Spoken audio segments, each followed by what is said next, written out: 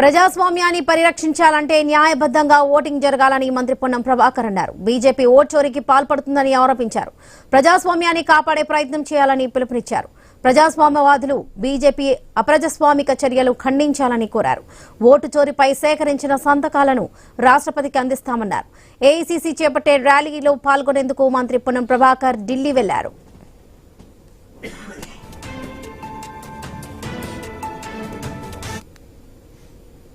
పరిరక్షింపబడాలంటే, రాజ్యాంగ విలువలు కొనసాగాలంటే ప్రశాంతంగా న్యాయబద్ధంగా ఓటింగ్ జరగాలి.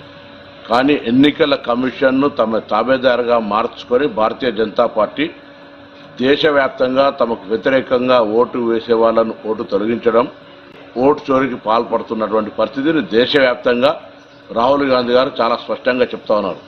అందుకే దేశవ్యాప్తంగా ఓటు చోరీకి వ్యతిరేకంగా చేపట్టిన సంతకాలతోటి ఈరోజు ఢిల్లీలో ర్యాలీ జరుగుతూ ఉంది. ర్యాలీకి అందరం వెళ్తా ఉన్నాం. ఇప్పటికైనా ప్రభుత్వం ప్రజాస్వామ్యాన్ని కాపాడడానికి ప్రయత్నం చేయాలి. ప్రజాస్వామిక వాదులంతా ఇటువంటి అప్రజాస్వామిక చర్యల్ని ఖండించాలని కోరుకుంటూ ఓటు చోరీకి తెలంగాణ రాష్ట్రం నుంచి కూడా లక్షల సంతకాలను సేకరించి ఈరోజు ఢిల్లీ ఏఐసీసీ ద్వారా మరి రాష్ట్రపతి గారికి అందజేయడం జరుగుతోంది. ఇది అప్రజాస్వామిక చర్యగా రాజ్యాంగాన్ని కాపాడడానికి, ప్రజాస్వామ్యాన్ని కాపాడడానికి కాంగ్రెస్ పార్టీ ఎన్ని వేళలా కంకణం కట్టుకొని ఉంటుందనే మాట ఈ సందర్భంగా తెలియజేస్తా ఉన్నాం.